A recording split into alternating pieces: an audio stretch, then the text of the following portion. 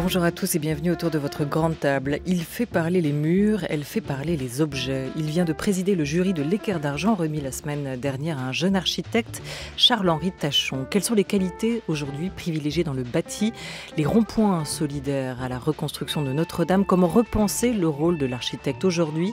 À partir de 12h55, rendez-vous avec l'un de nos grands architectes, Paul Chemetov, et notre invité. Avant cela, Christine Montalbetti, double actualité, un roman, Mon ancêtre poisson, chez POL, et une toute première mise en scène.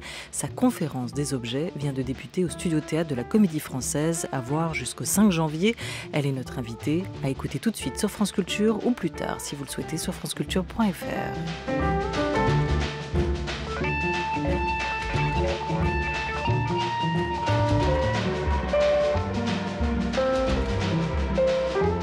La grande table. Olivia Gesbert. Dans la conférence des objets, vous donnez vie et donnez voix à une dizaine d'objets si quotidiens qu'on ne les remarque plus, qu'on ne les respecte plus. Un parapluie, un abat-jour, une boîte à couture, un pelle-pomme de la famille des épluches légumes. Ils racontent leur vie cachée, leurs désirs, leurs craintes, leur sort, celui qui leur est réservé. Nous, les objets, quelques-uns, ce soir, on va sortir de notre silence. On a des choses à vous dire. Bonjour Christine Montalbetti. Bonjour. Est-ce que vous êtes, vous, une femme matérialiste? Grande question. Mais oui, pourquoi pas? Pourquoi pas? Finalement, notre expérience du monde, c'est d'abord immédiatement une expérience tactile. Et le rapport que nous entretenons avec tous ces objets qui sont autour de nous, que nous touchons, sans nous en rendre compte, dont nous avons pris l'habitude, j'avais envie, oui, de raviver notre rapport à ces objets et ces sensations comme ça qui sont au fond le cœur du fait d'exister. Voilà, ils sont là, au centre de notre façon d'exister. Comment est née l'idée de ce drôle d'inventaire? Je crois qu'au départ, c'est né du fait que dans mes romans, j'aime bien de temps en temps faire un petit zoom sur un objet, beaucoup sur des insectes, mais aussi sur des objets. Par exemple, dans Journée américaine, il y a un sucre qui a peur qu'on le choisisse pour l'ébouillanter dans le café. Déjà, dans L'origine de l'homme, il y avait un apron qui rêvait de s'enfuir par une fenêtre entrouverte.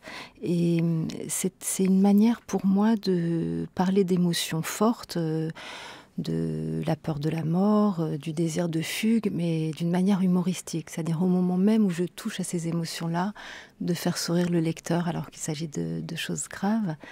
Et j'ai eu envie d'étendre en fait ça à un texte entier. Et ça m'a paru amusant de le faire pour le théâtre parce que ça n'était pas tout à fait évident de faire jouer des objets à des acteurs et j'avais envie de travailler dans cette direction. On peut continuer à tirer le fil de la présence des objets dans vos romans, hein. Vos personnages n'ont pas toujours d'ailleurs un rapport apaisé aux choses, du petit fauteuil replet qui a ce petit quelque chose de fourbe dans Trouville Casino à l'hostilité sourde de ces objets qui se tiennent compacts et serviles dans l'évaporation de l'oncle en 2011. Des objets donc qui sont là, qui sont des présences autour de nous, parfois hostiles, parfois réconfortantes, et à qui vous donnez la parole dans cette conférence des objets. D'ailleurs, il nous appelle aussi, dès le début, très rapidement, avec ce pelle-pomme, à porter attention aux objets qui nous entourent. Aujourd'hui, qu'est-ce que vous voyez autour de vous dans ce studio? Quels sont les objets? Alors, il y aurait peut-être des choses à nous dire. Je vois un clavier d'ordinateur qui, avec toutes ses lettres, aurait 1000 choses à nous raconter. Je vois une souris.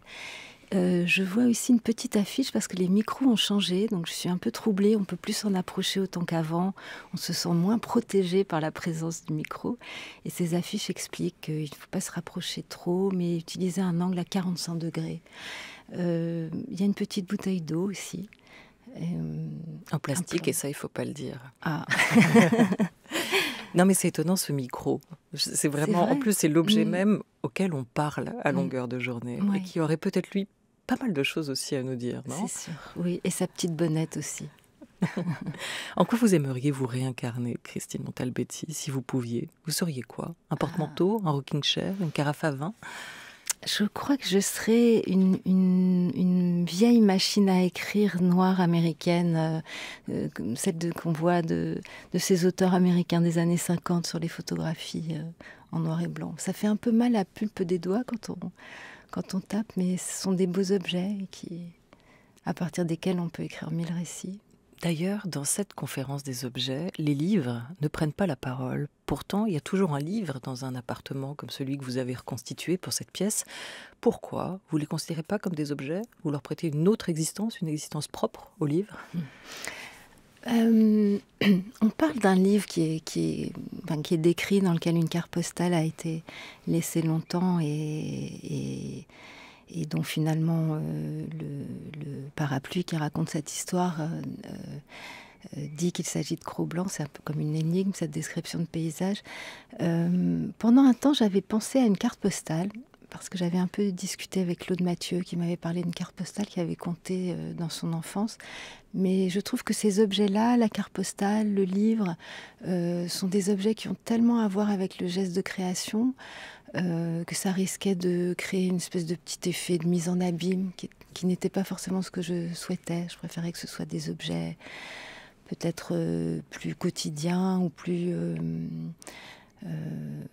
oui, qui n'ait pas ce double fond de la perspective artistique qui aurait fait tenir un autre discours. Et d'ailleurs, justement, est-ce que les livres sont toujours pour vous la voix de ceux qui les écrivent? Je crois, oui. Quand je lis, ce que j'aime par-dessus tout, c'est me tenir dans la phrase. J'aime que la phrase soit confortable, qu'elle m'accueille, que c'est vraiment le lieu dans lequel je me tiens quand je lis, beaucoup plus que l'histoire. C'est la voix, oui, la voix de chaque auteur. C'est peut-être pour ça qu'il n'est pas forcément nécessaire de leur prêter ou de leur donner une voix. C'est qu'ils racontent déjà la vie cachée de leurs auteurs, toujours, entre les lignes.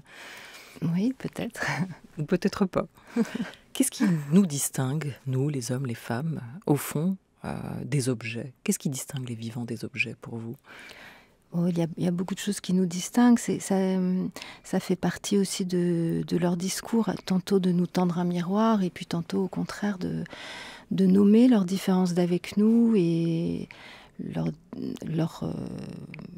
étonnement, par exemple, devant la fragilité des corps vivants et la difficulté que nous pouvons éprouver par rapport à ça. Le fait que, comme le dit la boîte à couture, quand un être humain sort d'une pièce, on ne peut pas être sûr qu'il y entrera de nouveau. Les corps vivants exposés aux dangers de la ville, moi, c'est une chose qui, je crois, qui me trouble dans chaque au revoir. Cette idée-là, pas toujours exprimée, mais toujours en filigrane, qu'il n'est pas sûr qu'on se revoie. Voilà, ça, c'est une chose qui trouble mes objets. Et puis le rapport à la sexualité aussi dans la fin de la pièce et qui leur manque, le rapport à la procréation. La sexualité, la conscience, le rire formulé peut-être aussi. Vous évoquiez la boîte à couture. On écoute Claude Mathieu, la comédienne qui l'incarne, membre de la troupe du Français. Je l'attends comme ça, je ne suis pas fière. Je sens que ça s'agite en moi. Le moindre retard qu'elle a me met dans des états. Alors, je m'occupe en recensant ce qu'il y a dans ma boîte. Je vérifie, je recompte, je me fais mes petits inventaires. Ça me distrait un peu de mon inquiétude. Parce que bon sang, ça ne me sort pas de la tête. Toutes ces imaginations de catastrophes, son corps offert à tous les dangers de la ville. Ça me chavire de penser à ça. Son corps chaud et vivant. Et puis quoi? Un bus qui déboule. Une voiture. Et tout ce vivant réduit à néant. Voilà, on les découvre, ces objets, tels cette boîte à couture, incarnée, on l'évoquait, par la sociétaire de la Comédie Française, Claude Mathieu.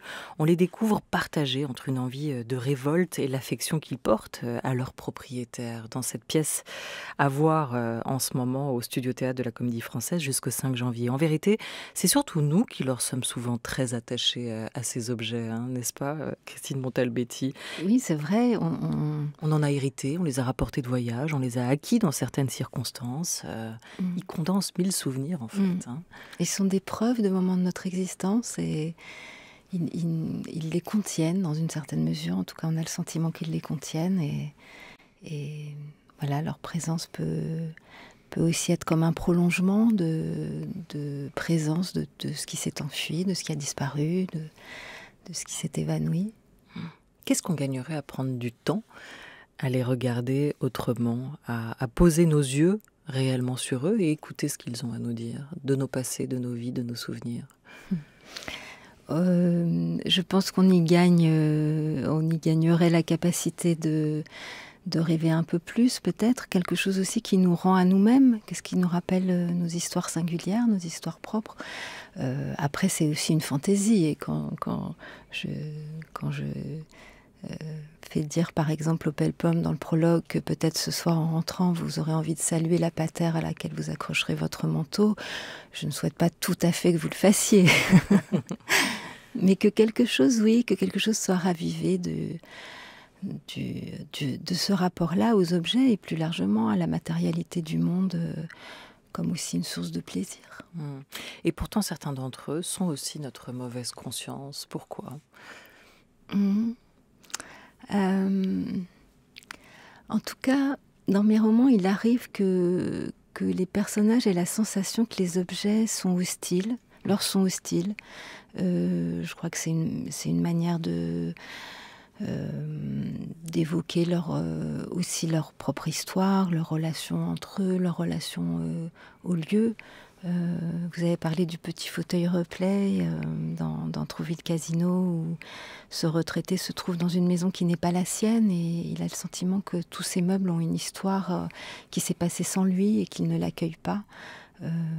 Et puis vous avez cité aussi l'évaporation de l'oncle qui se passe dans le Japon ancien, et ça vient aussi du fait que j'avais fait des recherches sur les yokai, qui sont ces esprits japonais qui en particulier animent les objets. La nuit, dans les cuisines japonaises, il n'est pas rare qu'une spatulari se mette à danser, et voilà, j'avais aussi envie d'évoquer ça, cette espèce de vivacité comme ça des objets, cette fête nocturne et secrète qu'ils mènent dans les contes japonais, et dont on peut entendre un petit prolongement ici. D'une certaine manière, vous les anthropomorphisez, ces objets. On va écouter les mots du philosophe Bruno Latour, qui définit ce qu'il appelle la cosmopolitique et qui déplore à travers ça un monde dans lequel les vivants se sont coupés des non-vivants. La politique n'a jamais été simplement celle des humains. Elle a toujours été intéressée par des tas d'autres choses, des choses justement, qui vont des paysages à l'agriculture, aux voitures, aux villes, aux infrastructures. Tout maire, tout député, c'est ça très bien.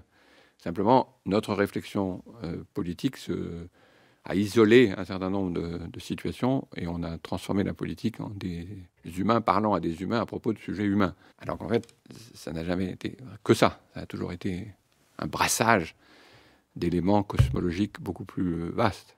Ah, ça, c'est sa définition de la politique, sur cette séparation aujourd'hui. Ça, c'est vrai que du Japon, on peut aussi s'inspirer de ces cultures, de ces traditions qui consistent à traiter autrement que nous le faisons ici ceux qui nous entourent, c'est-à-dire les objets, c'est-à-dire aussi les animaux, c'est-à-dire aussi la nature, à y porter un regard différent, à créer une alliance entre les vivants et les non-vivants, plutôt qu'à nous opposer. Vous êtes d'accord avec cette définition qu'il évoque ? Oui, c'est plus largement, enfin là l'enjeu est un peu différent, mais plus largement, oui, c'est une manière aussi c'est aussi une manière d'approcher des sujets d'une façon. Le fait de ne pas avoir des personnages anthropomorphes, ça permet de dire les choses un peu autrement, de modifier le regard. C'est quand même assez culotté de votre part aujourd'hui de libérer la parole des objets, tandis que d'autres ne cessent d'essayer de libérer la parole des femmes. Peut-être que chacun a autant à nous dire finalement, non ? Oui, mais de toute façon, dans leur lutte, il y a aussi un miroir de nos luttes. En quoi ?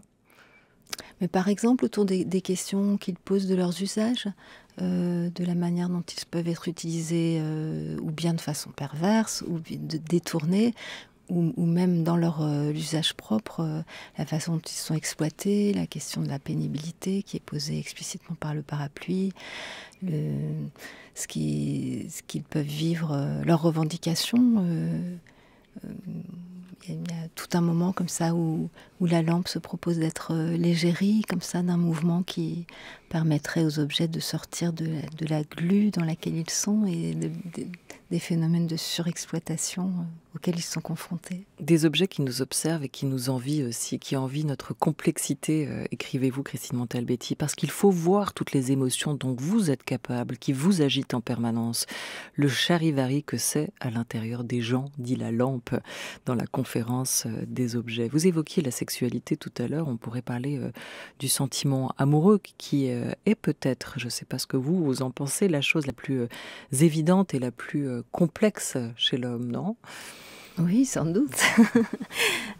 Plus largement, ça m'intéresse beaucoup, cette histoire des sentiments contradictoires qui nous traversent, cette histoire de la complexité, justement.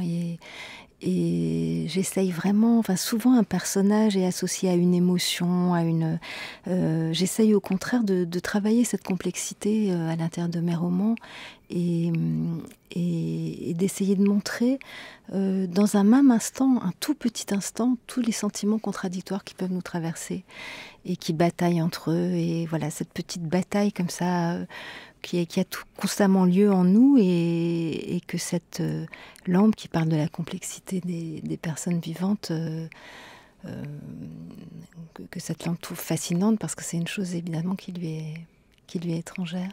Une romancière au théâtre, Christine Montalbetti est notre invitée jusqu'à 12h30 à l'occasion de sa toute première mise en scène, sa conférence des objets qui vient de débuter au Studio Théâtre de la Comédie Française, à voir jusqu'au 5 janvier. Le texte est aussi publié et c'est chez POL, son éditeur bien sûr. France Culture, la grande table, Olivia Gesbert.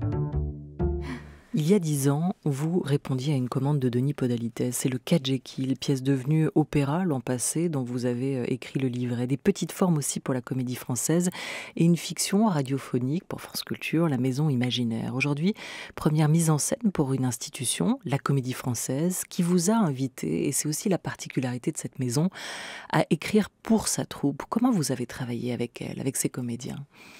En fait, j'ai souhaité faire un entretien avec chacun d'eux avant de me mettre à écrire. J'ai commencé par les interroger sur leur rapport aux objets, puis sur les objets qui avaient compté pour eux, avant de leur parler du projet. Et puis ensuite, je leur ai demandé éventuellement quels objets ils se verraient incarner, mais en les prévenant que ça ne m'engageait pas du tout à choisir ces objets-là. Et puis après, à partir de ces rencontres, j'ai choisi les objets qu'ils incarneraient. Donc certains, le pelle-pomme par exemple, c'est un objet dont je ne connaissais pas l'existence. C'est Hervé Pierre qui m'en a appris l'existence, donc il est devenu un pelle-pomme. Pour d'autres, ce sont des objets qu'ils avaient évoqués, qui sont devenus les objets qu'ils rêveraient d'être, mais qui ne sont pas les objets qu'ils incarnent dans la pièce.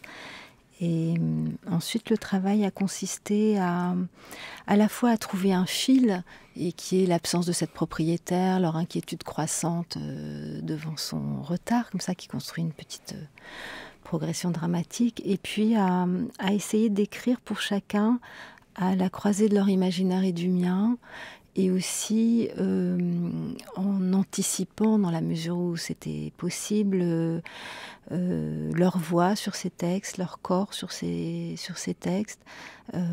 Et c'est une chose que je trouve très, très belle, ça, d'écrire pour un acteur. Et ça avait déjà été le cas de ma première expérience de l'écriture pour le théâtre, qui était donc le Cas Jekyll pour Denis Podalides, d'essayer de penser à ce qui me touche chez un acteur et à ce que j'ai envie aussi d'approfondir. Ça peut être aussi parfois quelque chose que je trouve peu évoqué, peu travaillé par un metteur en scène. Et voilà, par exemple, au moment où j'avais écrit le Cas Jekyll, Denis Podalides était beaucoup utilisé dans des rôles comiques et beaucoup avec cette voix de fausset qu'il peut avoir, mais il a un très grand registre et j'avais envie de travailler aussi le registre romantique.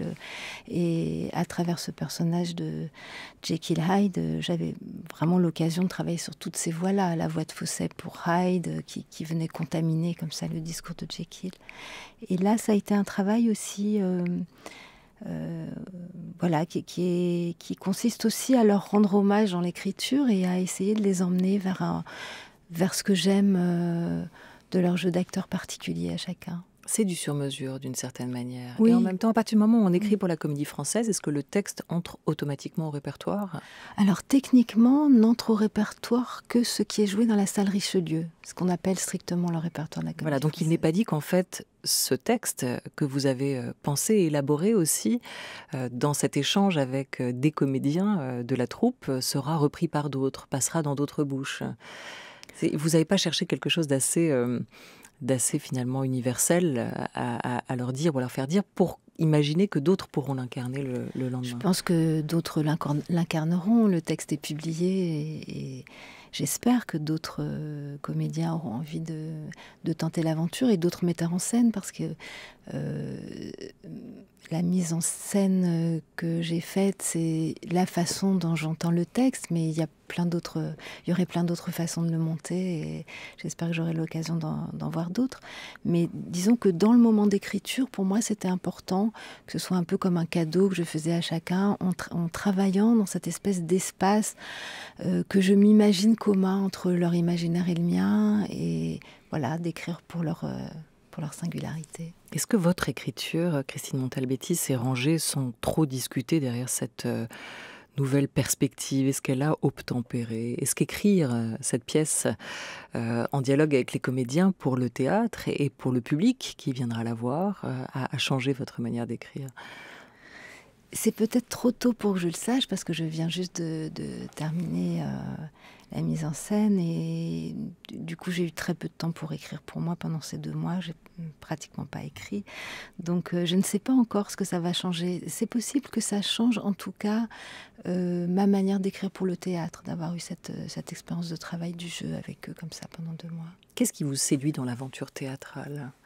Évidemment, les énergies collectives, le fait de quitter la solitude de la table de travail devant la fenêtre, qui est un lieu que j'aime immensément, qui est fondamental pour moi, mais qui est un lieu solitaire. Et de travailler comme ça collectivement, pour moi, c'était une expérience formidable. À la fois, évidemment, de travailler avec les acteurs, mais aussi toutes les énergies qui sont autour, le travail de la scénographie, le régisseur, le travail sur la lumière aussi qui m'a beaucoup intéressée. J'ai demandé à Catherine Véred, qui avait éclairé la version opéra du Cat Jekyll, de travailler sur ce spectacle. Elle a fait une lumière vraiment magnifique et c'était passionnant de discuter avec elle. Vous soulignez autour de cette pièce la puissance d'affirmation du théâtre. Est-ce que ça change beaucoup du roman, de l'écriture romancée ? Oui, sans doute. Enfin, l'idée qu'on écrit pour une parole proférée, je pense que ça, c'est une première chose.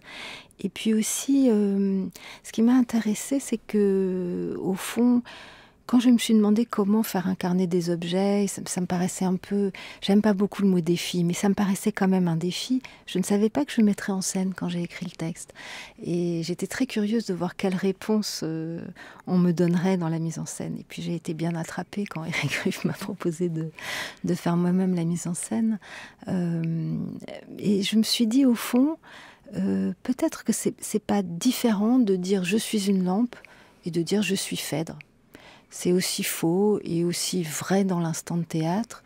Et du coup, j'ai trouvé ça assez passionnant, cette puissance de l'affirmation de la parole au théâtre. Et à la fois, j'avais déjà joué avec dans l'écriture, puisque le parapluie commence par prétendre qu'il est un bouchon de pêche. Et ça a été très amusant, ça, de travailler dans le jeu cette construction d'un mensonge. Et puis, brusquement, la révélation que non, ça n'est pas cet objet qu'il est. Et voilà, de jouer sur ce trouble-là. Au fond, quand un acteur nous dit qu'il est quelque chose, on y croit. Et quand il nous révèle que ça n'était pas ça, alors quelque chose se brise et puis se reconstruit. Et oui, ça m'a intéressée de travailler autour de ça, de ce statut de la parole théâtrale et de la parole de l'acteur et de la parole du personnage.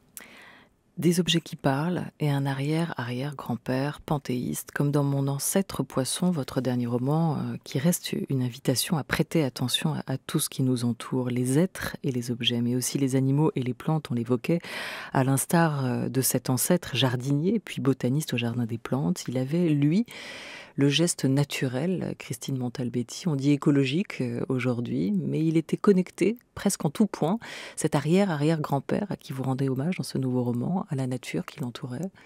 Oui, il a commencé à travailler comme jardinier à l'âge de 9 ans. Plus tard, il est devenu botaniste et il a vécu très longtemps puisqu'il est né en 1833, il est mort en 1919. Et donc oui, il y a toute une vie de rapport à la nature et aussi de traversée de l'histoire et aussi de découverte matérielle, puisqu'on parle aussi de la matérialité des objets, le passage de la bougie à d'autres formes d'éclairage, la découverte des machines pour enregistrer les voix, grâce auxquelles nous pouvons dialoguer aujourd'hui toutes les deux et parler aux auditeurs, la découverte du cinéma, voilà, tout ça, qui sont des choses aussi que j'évoque dans le récit en essayant de retrouver la surprise que ça a dû être, de pouvoir entendre des voix, voir des corps bouger sur un écran. Et aussi, j'ai été frappée par le fait que, à l'époque, dans les articles scientifiques, on parle du fait que c'est une manière de garder des traces des gens de la famille, des gens qui vont disparaître, des morts, ces enregistrements, aussi bien sonores qu'au cinéma. Et ça m'a touchée parce que ce livre, c'est aussi une histoire de ça, de fantômes, de comment rencontrer mon arrière-arrière-grand-père grâce à l'espace du récit. Jules Poisson, cette figure donc que vous racontez aussi. Est-ce qu'il y a un geste généalogique? Est-ce qu'il y a une part d'atavisme aussi? Est-ce qu'il vous a tendu un miroir, cet arrière-arrière-grand-père? Je crains de ne pas avoir la main verte du tout. Mais voilà, je me suis amusée aussi parfois à nous trouver des ressemblances dans les articles que j'ai lus de lui, dans son rapport dans la manière dont il nommait les choses. Avec cette proximité que vous retranscrivez par cette adresse directe, à la fois au lecteur et à lui, par ce tutoiement. Oui, pour moi c'est très important de m'adresser aussi au lecteur et comme la pièce aussi dont on a parlé est très adressée au spectateur. Voilà, c'est un si loin, si proche. Mon ancêtre Poisson, apparu à la rentrée chez POL, et votre conférence des objets vient de débuter au studio Théâtre de la Comédie Française jusqu'au 5 janvier. Merci beaucoup à vous, Christine Montalbetti. Merci. Merci.